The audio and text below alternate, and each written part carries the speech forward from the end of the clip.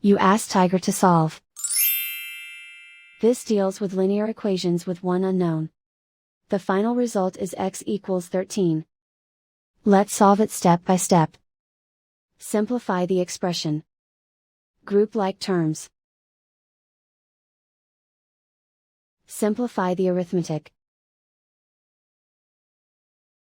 Group all constants on the right side of the equation.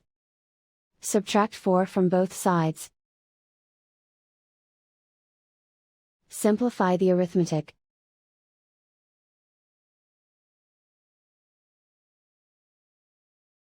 Isolate the x. Divide both sides by 8. Simplify the fraction. Find the greatest common factor of the numerator and denominator. Factor out and cancel the greatest common factor.